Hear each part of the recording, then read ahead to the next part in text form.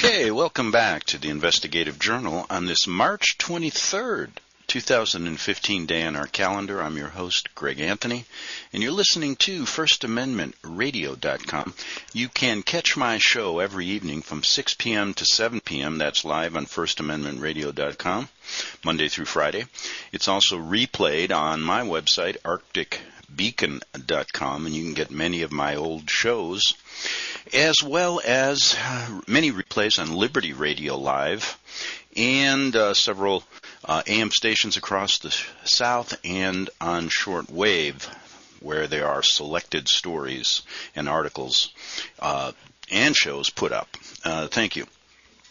So, it's no secret that I've been looking deeply into the Tony Alamo story and showing you that the persecution of this man, who's now spending 175 years in jail for being convicted of charges called the Mann Act, are something that has been calculated by those who follow the Vatican and those who don't look deep enough into really what's going on behind the scenes. And I said a long time ago, if Tony Alamo never brought up the Vatican in his gospel messages and showed how the reformers showed back in the time of the Reformation, how the Vatican was actually pointed out as the Antichrist in the Bible, if he wouldn't have done this and wouldn't have sent out millions of pamphlets all over the world trying to alert people of this fact, none of this would have ever happened. So what I've done is, I'm also working on a screenplay, which is also a theater play regarding this man. It starts out with him in a jail cell and moves from that point, and showing some of the tragedies that have existed in this ministry regarding his outspokenness and the ministry's outspokenness to get this word across to people. And through that, I've kind of divided it into a three-part series, which is basically one, the persecutions of him and this ministry over a period of 40 years. Then what happened to the children of the Alamo ministry and the parents, and then also how the third approach is to take away all of their property. And in the end, what it shows is there's really no freedom of speech or freedom of religion in this country if you cross that Vatican line. And so today I wanted to do two things, and I wanted to go back and look at a little bit about Tony, as well as feature the raid of 2008, the final raid of 2008 that put him behind bars. Now, this wasn't the first time they had tried to frame him. And when I say use the word frame, I mean it. Because if you see over the years all the things that have been done, you will see that it's an orchestrated effort by law enforcement to shut this ministry down. And what it really tells you, it sends out a two-pronged message. One, don't criticize the Vatican. And two, play the ecumenical game, which means you can say anything you want, you can read your Bibles, but don't talk about the truth. Either historical truth about the Vatican or what they're actually doing today. Now, he had been fighting. And when I say fighting, he had been outspoken critic of the Vatican, and I say the Jesuit-led New World Order, for more than 3 or 4 decades, since he started his ministry back on the streets of Hollywood back in the late 60s and 70s, after he became a born-again Christian. And from the outset, this was a man that was sincere in his approach towards looking at the Vatican truthfully, and yet trying at the same time to create a Bible-believing ministry that would help people get off drugs, create an environment that was free from drugs or free from a lot of the evils you see today going on in the world. And he created an atmosphere where all the people that I talked to in his ministry said that they were you're always going to have people that are going to be discontent when you open your doors. Imagine if you open the doors to your house. What would happen? You would have all kinds of people, and there would be all kinds of problems. And to deal with that, there has to be a definite, strong faith and a commitment. Now, he was also a good businessman, so his ministry grew by leaps and bounds. He wasn't just a street preacher working out of a $100 a month little office building. He had ministries in several states, and he had figured out a way through business to help people as well as to spread the word of God and the Bible through these ministries, as well as not shying away from the Vatican and the Jesuit-led New World Order and what they're doing today. Now, you can get a lot of his personal experiences on his website at alamoministries.com, even though he's sitting in jail now, and he's been there since 2008, and most of his appeals are exhausted. I still see that the ministry is functioning, even though many people have had to leave because they're frightened that their children will be taken away. More than 35 children have been taken from their parents, basically kidnapped, and little legal technicalities used to keep them away from their parents, many to this day. And even when there was no child abuse charges or child abuse ever found. And we'll get, I've done a number of shows on the kids, and we'll feature that tomorrow, because there's a number of things I still wanted to talk about. And the real reason I'm doing this is to open your mind a little bit. If you go to the media, if you go and you see how this raid was orchestrated, which I'll get into in the second half hour, you will see that there's a double standard going on. Just do some research regarding the child abuse and pedophilia and even murder of young infants throughout the history of the Vatican, even up until this day, and all over the world. And I yet to have seen them, publicize it like this. You don't see any SWAT team raids going on at St. Patrick's High School or other little, grammar schools all over the country where priests have been kind of ushered out quietly when they've been accused, and also many caught red-handed abusing children. It's a double standard.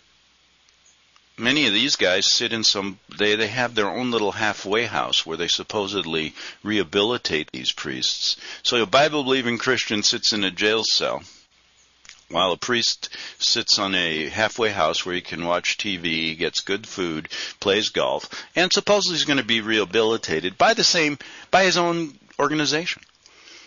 Now, they've put up a few, a number of priests have been prosecuted, but never have I seen, have the children been taken away from their parents. And I would say today that kids are more at risk of child abuse at going to a Catholic school than they are to this day at the Alamo ministry.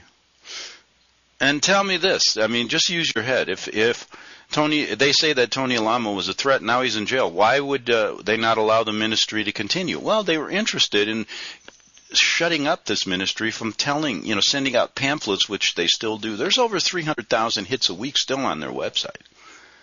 And many of them come from foreign countries, and I've read some of the letters and things that tell me that people want to know this stuff. But as we move forward to this one world government, one world order, we see we're being screened. This information is being withheld purposely so that you get a different view of history, you get a different view of what's going on today. And no one will doubt we live in a world of chaos. But anyway, let's look back a little bit at Tony. And in this three-part show, which I'm going to do today, tomorrow, and Wednesday, you will see, I'm doing it for a reason, because I'm kind of synthesizing a lot of things, and I just wanted to present these three shows. I've been asked to do that so that I could present them. Someone wants to make a YouTube on them, and so I'm doing this for that reason as well. And also so that people hear this story, because a lot of times, I've covered this story, and I've covered many stories in this subject with other Christian ministries like this who have been persecuted, and somehow, they just fade away into the darkness, and everybody forgets, and we move on. But I wanted to keep this fresh in your mind because it's very important that you look at what was being done and how it was done to a Christian ministry to keep him quiet about the Vatican, and how we treat the Roman Catholic Church around the world. So, he'd been talking about this for decades, ever since he became a born-again Christian. And I told you can go to his website to get a lot of his personal stories. And he was a Hollywood record producer before this happened. Born a Jew, became a born-again Christian.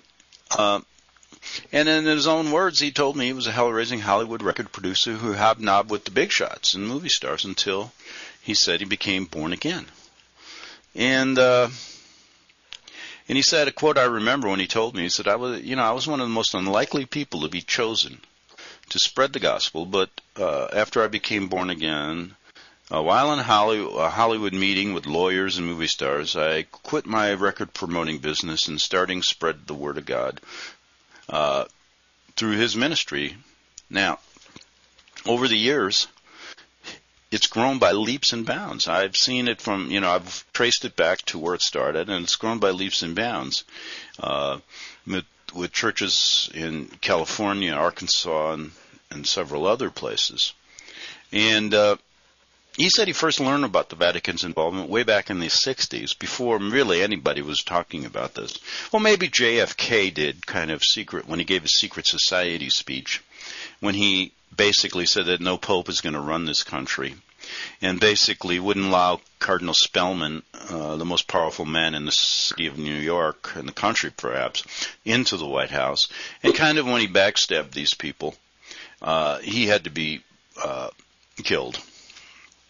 And really, Tony said what the Vatican hates most, and why they've attacked him and have attacked him, is someone who preaches the Word of God, who preaches the Word of truth, and who's not afraid to out the Vatican in their secular and their spiritual endeavors, so to speak.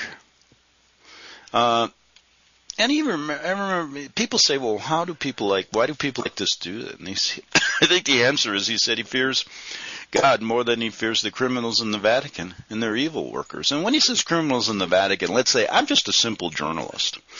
And in fact, I grew up a Catholic, and when I went to Rome and spent 7 years there, I saw firsthand how they are criminals. And really what was going on, I happened to be there during the biggest bank scandal they ever had, and so I saw what he was talking about, not knowing him at the time because this was back in the 80s. But he was doing the same thing back then over here.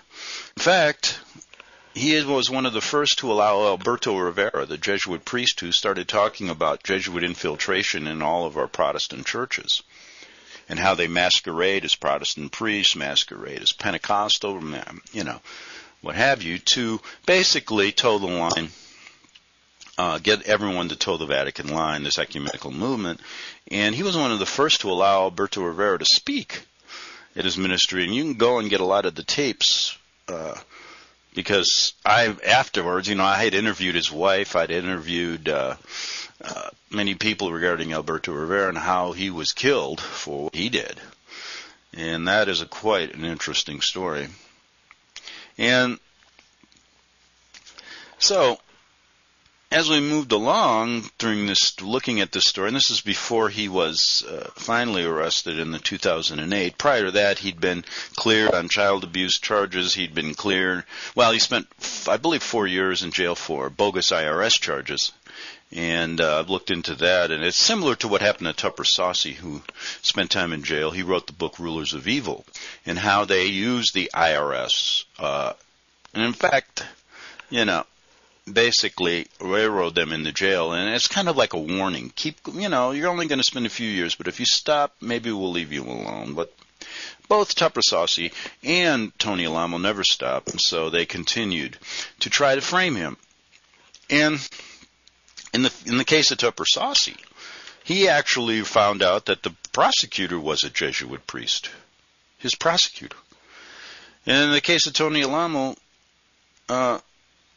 hired FBI informants came forward stating that they were asked to frame Tony, and they even gave names of their superiors.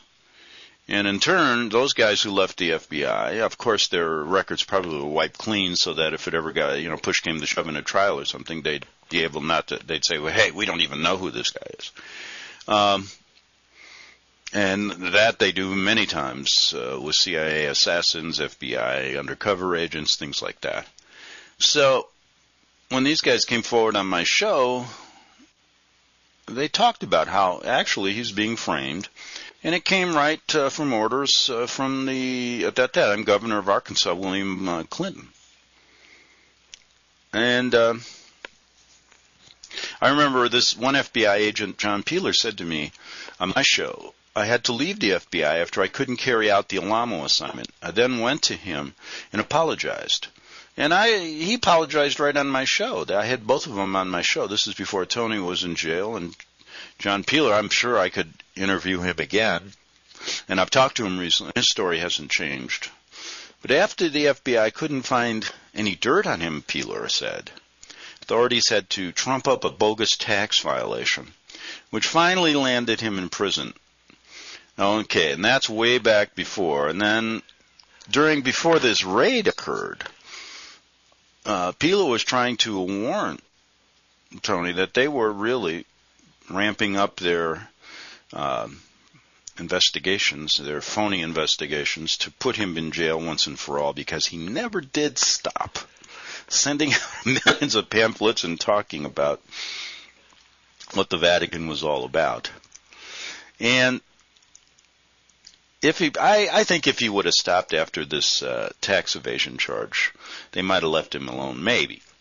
But perhaps they would have, but he didn't. He didn't quit. And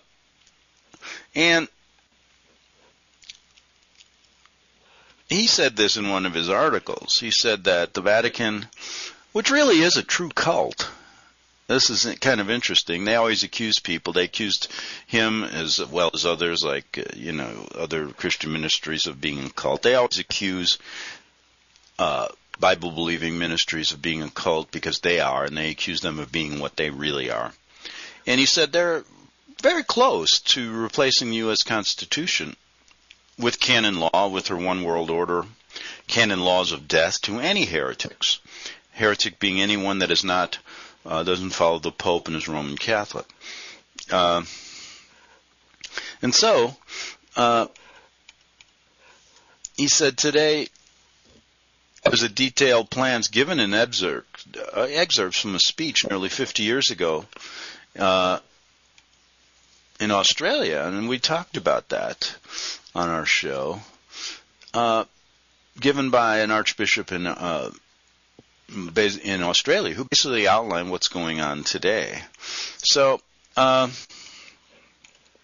I wanted to do was to look a little bit at some of the things he said regarding the Vatican, and also talk about a little bit about, we know that in the Bible, many Bible believers will point to passages in Revelations which out the Vatican clearly by their signs and symbols and by what the Bible does say. And he talks mainly about that.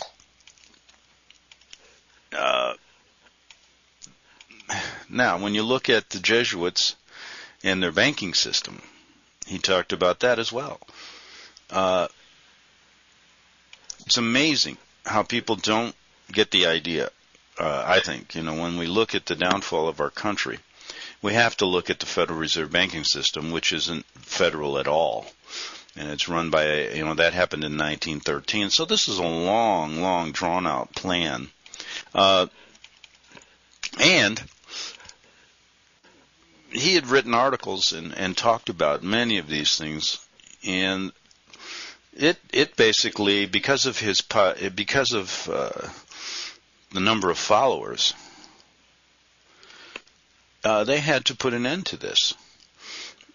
And so he tried to say a lot of different things regarding the Vatican, and he paid the price. And I remember talking to him, and I said, if you wouldn't have done this, Tony, if you wouldn't have talked about it, this wouldn't be happening. And he agreed, but he says, I can't stop telling the truth about these people. And he said this, he said, the Vatican is so mysterious, and these are some of his words, that most of the priests, nuns, and members on the lower level of the clergy and people who work on the lower levels of federal government agencies don't know that they're part of the world's largest cult, and the narcotics and prostitution, pornography, booze, and the black market, every filthy thing that can be traced right back to the Vatican and their government agencies. He said defectors from this large sect, the Roman cult, have stated that 2/3 of the Vatican's clergy are guilty of homosexuality, lesbianism, and other crimes. And when you look at this around the world, I mean, go to Ireland, go to other countries as well as ours, and see what's happened. Go to Canada. We've done stories regarding the genocide in the mission schools. And the natives in Canada and America. And he's, in a quote from one of his articles, he said that a former high-ranking Jesuit priest who worked in the Vatican for years and answered only to the Pope reported that when John Paul was a priest in Krakow, Poland, factory workers became angry with the future Pope. It was reported that many of the factory workers wanted to kill him, and they stated that they did not want him to come around anymore. And when he would, they would throw oily rags at him because it was reported that he was molesting their children. And it was also reported that he was a cyanide salesman.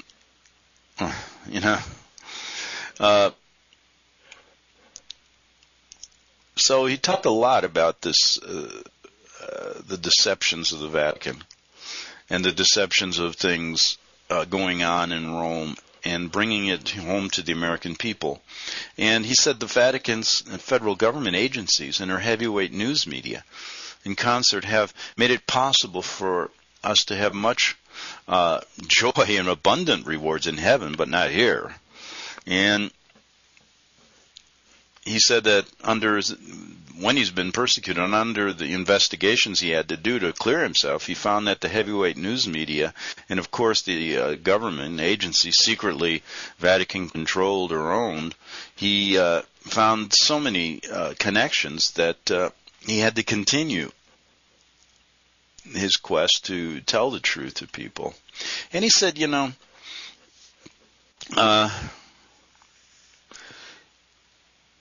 he said that, they've accused me of people accuse me, he said, of having Vatican paranoia.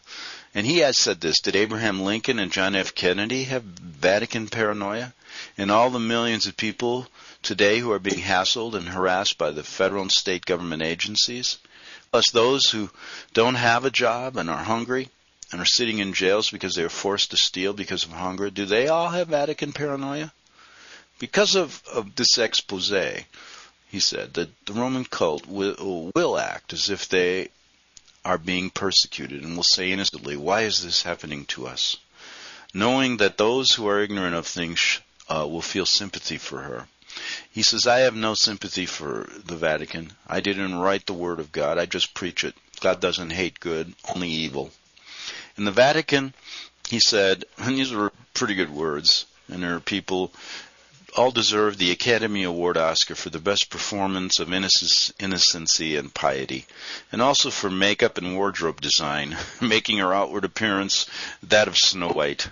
Underneath her Snow White outfit, there are running festering sores and ringworm. On the outside, she smiles sweetly and says, I love you, brother, but behind her bony back, she hides hands that drip with the blood of martyrs. Here is an example, he says, of how the Vatican always covers herself. When she saw that World War II, another Vatican Inquisition, he says, was being lost, she quickly hid, in one instance, 1,000 Jews, so that after killing 6 million Jews, she could say, we hid and protected the Jews. We loved the Jews. This is the actual truth of what the Vatican did. Speaking of Academy Awards, he said, let's check the time. Okay, we're going to take a break. We'll be back in 3 minutes on the Investigative Journal. Okay, we're back on the Investigative Journal, and let me continue with some more of Tony Alamo's words regarding the Vatican, which landed him in jail for 175 years on charges. There's so much evidence that he was framed, it's ridiculous. And, if you'll get a completely different side of the story if you listen to the mainstream media, who, by the way, before this raid occurred in 2008, all of them were alerted, over 150 large media outlets, the big ones too, about this. And they just spread it all across the news channels as if it was a major, major story. While they'll hide all the pedophilia and all the charges against the Vatican. It's incredible to me. And if you look worldwide, there's no comparison. So I'm going to give you a few of his words here, and then we're going to move to the raid of 2008 through the words of one of the people that experienced it. And that should take us to the end of the show, and maybe have to continue tomorrow. But anyway, he said, speaking, Tony's words, of Academy Awards, the Vatican has been long time been in the movie industry. Hollywood, influenced by the power of Roman Catholic lobby, furnished us with films like The Song of Bernadette, Going My Way, and a number of exciting films glorifying the Roman Catholic cult. On the other hand, they pushed movies like Elmer Gantry, showing crooked Protestant evangelists. Do you remember Dragnet on television? The Christian was always pictured with a big Bible, smiling after he had strangled Grandma up in the attic. And always the priests were well-respected, highly paid stars like Bing Crosby and Barry Fitzgerald. You see, we are hit psychologically on many fronts by the Vatican and the leader of the one world church and the one world government. And I may add that in recent times you'll see Angels and Demons, the Dan Brown movies, the Da Vinci Code, all Vatican propaganda films. Now, continuing, he says, her role as Snow White, the Vatican is using her own media to promote a 3-hour CBS propaganda extravaganza, whitewashing her clay god, the cult leader. I'm sure the oily rag-throwing innocent incident was left out of the script. He says there are many beautiful people in the Roman Catholic cult who are not wealthy. Some are even very poor and who are not seeking high position. Most are very humble. These common people are completely unaware of the wickedness that has been and is being committed by the Roman cult, which they have been told is a church. Because God knows their sincere hearts. He is the God of our earth. He said unto these ignorant people, "Come out of her, my people." And that's in Revelations 18:4. So let's pray, he says, that they soon will come out of her. And he said a grim reminder to the super boss, the Pope, who runs the Roman house of prostitution and the governments that give her power. And he's perfectly correct when you start looking. Go to concordat.com. It's a website that lists over 200 concordats with the Vatican, and I follow it all the time. And there are some horrendous... Basically what they do is they get into a legal agreement with the government, and then they get favors, and basically... if you don't think they have a network of spies set up all over the world, forget it. You don't know what this organization's all about. And so he basically said, was talking much, in this regard. And he did say this. He said, and he was right on, he said, the Vatican wants to move from Rome to Jerusalem. On September 26th, way back in even 1973, the Houston Chronicle reported that the politically power-hungry Henry Kissinger helped his super cult, the Vatican, by proposing that Jerusalem become an international city with the control of holy places and the religious administrations being given to the Pope. He mentioned this. The Bible never mentions purgatory or any similar sorts of place, but the Bible does plainly say, quote, "It is appointed unto men once to die, but after this is the judgment." And God said it's either heaven or hell, nothing else. You can't buy your way into heaven, he says Tony, and you can't buy your way out of hell. Uh, and nowhere, he says, in the New Testament does it say to kill people who don't believe the way we do. Vatican, however, calls such killing holy wars and justification, and condones it, proving again that she is completely cultish and unscriptural. Now, he was right on. He said that years ago, because look what's going on today with ISIS. I've told you many times, if you go to my shows, what ISIS means. And she's in one of the Egyptian pagan goddesses that is worshipped. They have the, you have the monument, the obelisk in the St. Peter's Square, the obelisk in Washington, the obelisk in London, all worshipping ISIS. And now even the pundits, the generals, are saying we're in a holy war, and then the Vatican comes on and says, no, we're in an unholy war. So what are they doing? And then you read stories where, people are just getting to the tip of the iceberg to understand how they can incite revolution and then even fund it and then create the enemy that we are fighting today. They've done this in the past. Just look back to the American Revolution, the French Revolution, the Russian revolutions. All this has been done in the past. And so go to the people with the experience, and they're right in Rome.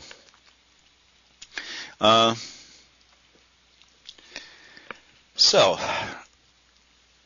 the raid takes place, and I wanted to go back to that in the last minute, in the last part of this show, and look at it from the eyes of someone who was in the ministry and what happened.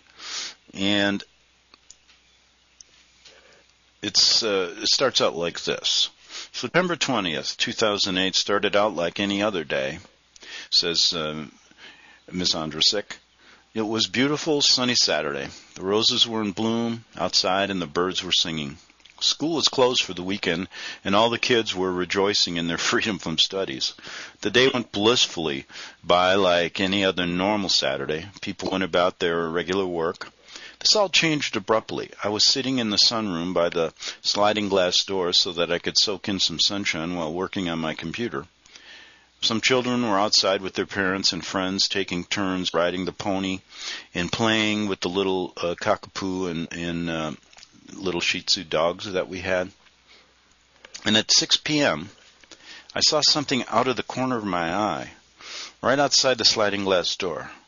I glanced up and saw a man clothed in black from head to foot, wearing a gas mask and carrying something large, long, with a barrel. At first I thought I didn't know that we had a fumigator coming. I assumed the instrument he was carrying was the tool they use for eliminating pests in houses. Then I realized this was no fumigator for household pests, but rather an exterminator for humans. The man's clothing had the letters FBI boldly branded on them, and the instrument I mistook for a fumigation tool was really a machine gun. I heard the man say, "This is the door they said would be the easiest way in." The front door was unlocked, and they could have walked right in, but instead they began prying the sliding glass door off. This all happened within a matter of a few seconds. My heart stopped. I could barely think. Why were these men coming and trying to remove this door? What had we really done? Further, were they going to do it to us? She ran as fast as I could to the room where there was a cell phone. I grabbed it, and I was running to the rear of the house where I knew 3 girls were collating some gospel literature. I tried to call someone. The cell phone was dead. It wasn't turned on. Either way, I couldn't make the call. I was breathless. And she says I was breathless. And I reached, I was breathless when I reached the girls, one of my 16-year-old sisters. But I managed to tell them the FBI were prying the door off of the house. They immediately panicked, not knowing what to expect. In this large room, there were 4 sets of sliding glass doors. As we looked out one of them, we could see the SWAT team had not yet come to this end of the house. I could see them still at the entrance they had made by the dismantling the door. A helicopter hovered right above the house. Now, this picture that I'm painting here through the eyes of Miss Andra Sack, is just incredible. I mean, here we have a peaceful ministry. They know it's peaceful because they had FBI agents who said there's nothing going on there, although they won't admit that.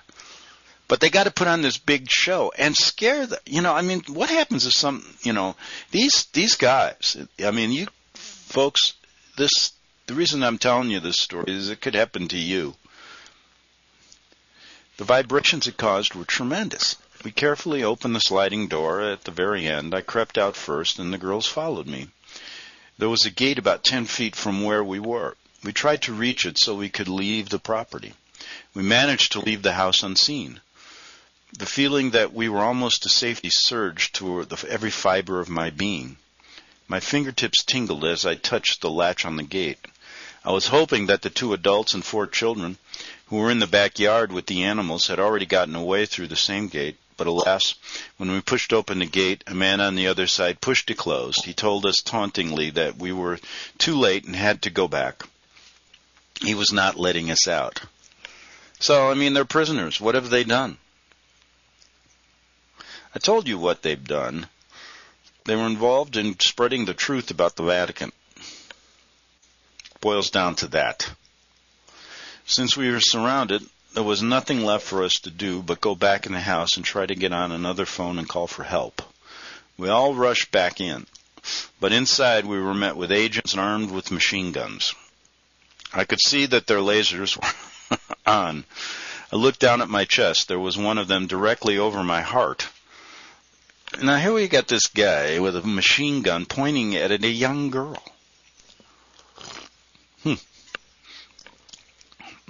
There was one of them directly over my heart and over the other girls' hearts as well. We were terrified. The men yelled at us to put your hands in the air and don't move. Indeed, if we had moved, I had no doubt one of us would have not been alive today. When they came towards us, I remember seeing the faces of the girls that were with me. They were pale and their eyes were as wide as they could possibly be. All of our hands were trembling. I remember thinking that I had to try to show courage for the other girls. I asked the men, is it really necessary for you to aim those guns at us? We're just young, innocent girls. And they replied, we were told that you all had weapons. So, somebody's feeding them a line of bull. No, I have never seen a gun in my life until now. They said some things, but I was in such a terrified state that I can't remember what. And when you tell these armed guys that this is happening, the maybe one of the girls got upset and wanted to go to get a handkerchief out of her pocket and put it, and they could have shot her. Thank God that nothing happened like that, but the situation was ripe for that to happen. Now, they said some things, but I was in such a terrified state that I can't remember what. They did take their aim off of us. They made us follow them upstairs to the aforementioned sunroom where I'd previously been working. The phone in the office was ringing off the hook, but we were not allowed to answer it. I desperately wanted to. By this time, the house was crawling with FBI agents and Arkansas State Police. There had to be at least 100 of them. Do you think that's a bit of an overkill, folks? From this room, we saw that the 2 adult women and 4 girls outside, the youngest being 7 years old, were being brought from the backyard by more agents. After all of us were herded into this sunroom and had been sitting for a while, some social workers came in. They began questioning all of us as to our names and our ages, etc. Why are the social workers there? What the heck is going on here? Don't you think it's an orchestrated effort? Don't you think? And the FBI agents were told lies to begin with. And then they started taking the younger ones off by themselves and interviewing them separately. Yeah, I mean, that's a real, they're frightened to death. They got guns pointed at them. And now they're interviewing them, I mean, give me a break. Then they started taking the younger ones, they said, off by themselves and interviewing them separately. After what seemed like hours, The social worker suddenly decided to take all the children into custody. All the girls were scared. Their faces were white, and they were crying. They were asking, "What is going to happen to us?" My sister clung to me, but social workers took them all and loaded them into a vehicle. But the most tragic scene had not taken place yet. The 7-year-old girl was told to go and get her shoes. Knowing that she was about to be taken away, she instead ran into her mother's arms and told her what was happening. She had wrapped her legs around her mother and locked them in place. She wrapped her arms around her neck and interlaced her fingers. Her mother wrapped her arms around tightly around her daughter. 3 social workers, women came and surrounded them. "Mommy," the girl shrieked, "don't let them take me." They began trying to pry her little interlocked fingers and legs off. I can't even begin to tell you what this horrific scene looked like. Now, to me, as a former law student, the whole thing has no probable cause to begin with. It's an overkill. You got 100 masked men with machine guns, and now you got these social workers ripping the kid. Now that's an assault right there, assault and battery by these workers. Right at that point when they laid their hands on these people. But you know what? It's not looked at that way because the press had already decided that these people were guilty. And it was going to be spread over 150 newspapers. And we live, folks, in a free country, right? Well, no, we don't. We play the game. We wake up thinking we are, because that's what we've heard. Her little face was paler than any face I had ever seen before and since. Her lips were blue from her screaming. The people in the house about 100 feet away said that they could hear her screams all the way over there. The mother was begging and pleading with these women. "Please don't take my daughter. Please don't take her. She has never been away from me in her life. Have mercy. Please, I haven't done anything wrong." The little girl was screaming, "I love her. Please let me stay with her. I love her. I want my mommy. Mommy, don't let them take me." And unutterable screams followed. The women became more determined to loosen their grips on each other. One of the male agents, seeing the struggle, came to help the women and take the little girl. Between all of them, they finally loosened the grip of both mother and daughter. They took the little girl, still screaming and crying, out to where the other girls were. The mother came and collapsed in a chair next to me. She was so shocked from what had happened. Her hands were sweaty, her face was pale, and she was crying, saying, "I don't know what I'm going to do. They took my baby. I feel like I'm going to die." I put my arms around her and tried to comfort her. I didn't know what to tell her. The agent who had finally succeeded in prying the little girl away from her mother was holding her in a kitchen before he passed her on to the female social worker. He was wearing a bulletproof vest. She later told us that she had tried tickling the man in hopes that he would drop her. She said that she didn't want to hit him for fear that he would get angry and do something to her. On the way out to the vehicle the social worker was carrying her to, the little girl grabbed onto anything she could in the house to try to stop herself from being dragged away. I mean, that's basically, what do we got here? It sounds like a brutal kidnapping if you didn't realize, but they're authority figures, so they're doing the right thing, right? Oh, give me a break. I got about 6 minutes here, and I'll try to get as much in as I can, and we'll continue this tomorrow. Agent, okay, so we have this girl being ripped away, and her trying to grab onto anything to stay close to her mother.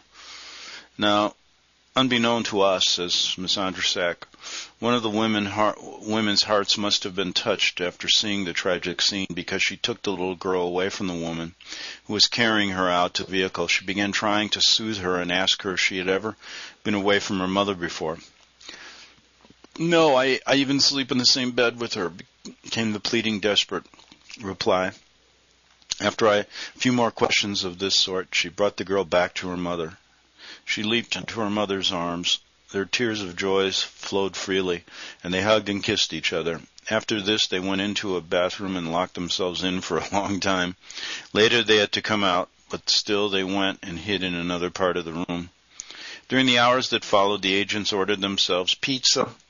We were not given anything to eat or drink. We were treated as if we were not there.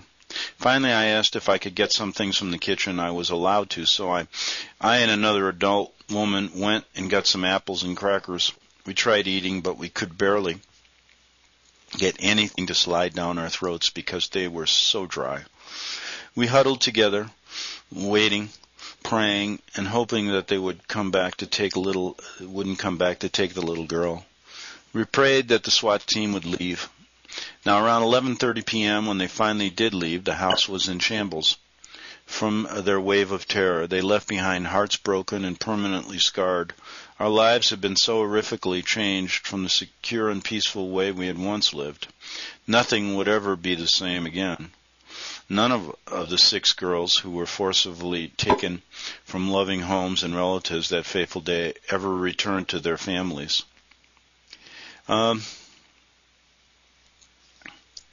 Now, this is 3 years later, and all children were forced into public schools. And they're now on drugs. Now, remember, those 6 kids, I'm going to add this, were taken that day, never returned to their parents, and I've had their testimonies on my on other shows, which I'm going to go over again in the days to come. And then they put the judge the next day in Arkansas put out basically an APB to find and put into custody all the other children at the other ministries around the country. So the number is soared to about 35. Many, after hearing this, left the ministry with their kids and went to places unknown so they wouldn't have them taken away. And this was their attempt to dismantle this ministry. Now, 3 years later, this report talks about all these children were forced into public schools. They're on drugs, which they were never exposed to before. Some are pregnant. Some have had abortions. And some have been given to homosexuals in adoption. They are permanently scarred, irreparably damaged. May God reward these demons for what they have done. My God, it's crazy. This very well could happen to you. It's happening to literally thousands of people. So prepare yourself for sorrow. Prepare yourself for the kingdom of heaven by saying a prayer. And she says this prayer. And you just completed. She says by doing this, first of all, by understanding this, by realizing what's happened, by looking into this case, you'll get an idea of really what's going on. And without doing this, you'll never really understand it. And so that's why I like bringing this story to you, because it gives you an idea of really what's going on behind the scenes that never gets published, never gets seen. When you hear this raid, you're going to hear a whole completely story. But I hope when you hear it from the eyes of someone that was actually there, really what was going on. I'm going to continue this tomorrow. We're all out of time. Back tomorrow on the Investigative Journal.